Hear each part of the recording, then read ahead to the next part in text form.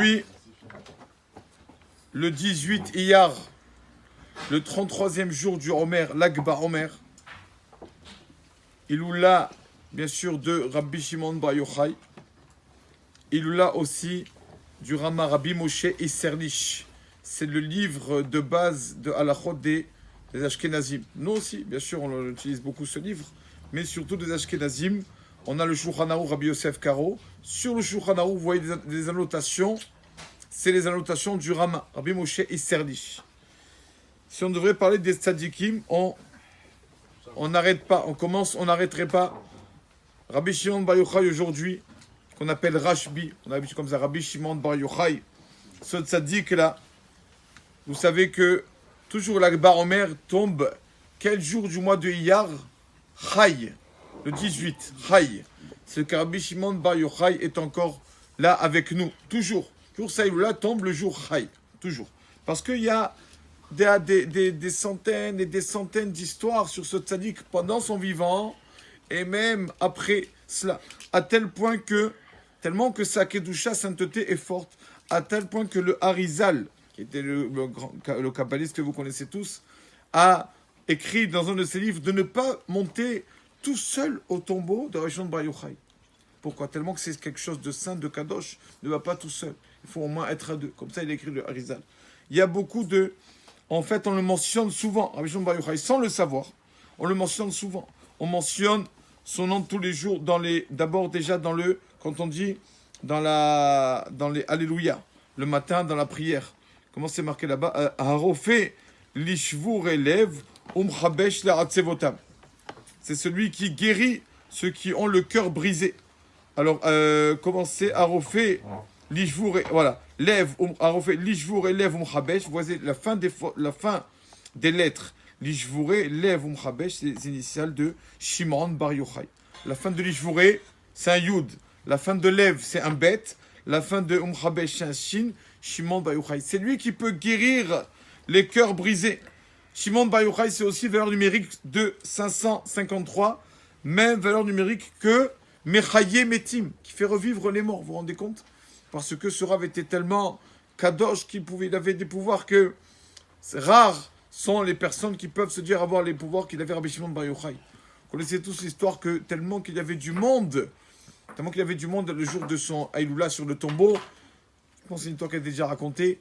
Il y a un enfant par la tfifout, comme c'était tellement serré. Alors Lénou, il a perdu son âme, il a perdu son âme là-bas. Il est niftar décédé là-bas à l'endroit du tombeau Améron. Et la mère a poussé tout le monde. Le Rav là-bas a fait sortir tout le monde. La mère du bébé a pris le bébé, l'a mis sur le tombeau de Rabbi Shimon Bar Yochai. Elle a dit, écoute bien, on est venu pour toi ici. Donc c'est à toi d'agir. À toi de passer à l'action. On est là par ton shrout pour ton shrout. Tu peux pas... Impossible que mon fils meure alors qu'on est sur ton tombeau. On a fait tout sortir tout le monde. Quelques minutes après, on a attendu. Le bébé s'est remis à pleurer. Amash mechaye metim. Il faisait revivre les morts. Il n'y a pas qu'en Bishon Bar Yochai, il n'y a pas. Donc c'était tellement un tzaddik qu'il y a plusieurs choses sur lui. C'est pour ça d'ailleurs qu'on chante Bar Yochai le vendredi soir. Pourquoi? Pour pouvoir recevoir la neshama qu'on a, la neshama yetera. On savait tous que le vendredi soir, on a une âme en plus le vendredi soir, quand on dit Boekala.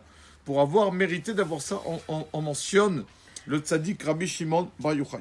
Ce jour-là, ce jour de l'Akba Omer, Rabotai, si vraiment on connaissait sa grandeur, alors on aurait pris le livre, on n'aurait pas arrêté de prier.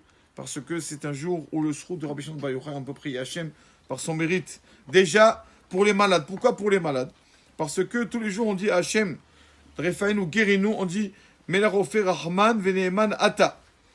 Melech, le roi Rofé Rahman, le roi miséricordieux, Veneeman, d'accord, et en qui on a confiance, c'est les initiales de Méron. Melech Rofé Rahman Veneeman, les initiales de Méron. Donc Rabbi Shimon, il faut prier à Hachem par le mérite de Rabbi Shimon pour les malades. Il y a aussi plusieurs histoires que, bien sûr, les personnes qui n'ont pas eu d'enfants, tout ça, ils vont là-bas sur le tombeau et ils prient tout le monde. Aujourd'hui, vraiment, ça vaut le coup. Tous les jours, ça vaut le coup de prier. Tous les coups. Mais là, on a une arme. C'est le mérite de Rabbi Shimon Bar Yochai. Et Rabbi Shimon Bar Yochai a dit, c'est le seul qui a dit d'ailleurs, qui a dit, je peux, si j'ai envie, Liftor Toram Kolominadin, je peux dispenser tout le monde du jour du jugement. Donc tellement qu'il avait cette force-là, s'il le dit, c'est qu'il avait une force terrible. Donc même si malheureusement, des fois, on n'est pas méritant, on peut prier Hachem par le mérite de Rabbi Shimon Bar Yochai. Donc n'oubliez pas, aujourd'hui, prenez quelques minutes par le mérite de Rabbi Shimon Bar Yochai, de prier à Kadosh Baruch Hu tout ce qu'on a besoin, surtout pour le peuple d'Israël, pas que nos besoins personnels, parce que c'était vraiment un grand jour. Là, c'était un grand jour. À partir d'aujourd'hui, il nous reste 17 jours du Omer, que Minyan Tov. Jusqu'à maintenant, on a fait Lev. Aujourd'hui, c'est le 33e jour. Et maintenant, on va passer à Tov. Avant l'Akba Omer, il y avait 32 jours, Lev. Après l'Akba Omer, il y en aurait 17, ça fait Tov. Rabbi Shimon Bar Yochai, il est au milieu de Lev et Tov, au milieu de bon cœur. Si on demande ce qu'on demande par son mérite, il faut accepter. Aussi un petit mot sur le Rama. Petit mot sur le Rabbi Moshe Isserlich. Donc, il est mort le 33e jour du Omer. Il a écrit 33 livres. Et donc, le jour de son enterrement, on a dit 33 éloges funèbres sur lui, sur ce tzaddik là, le Rama. Et on raconte que Rabbi Limer de Lizensk, qu'une fois, il y avait un décret sur le peuple d'Israël dans sa ville. Et donc, il a envoyé quelqu'un de Cracovie, il lui a dit, écoute, va chez le Rama. Le Rama, c'était le Rav de Cracovie. Va sur le tombeau du Rama.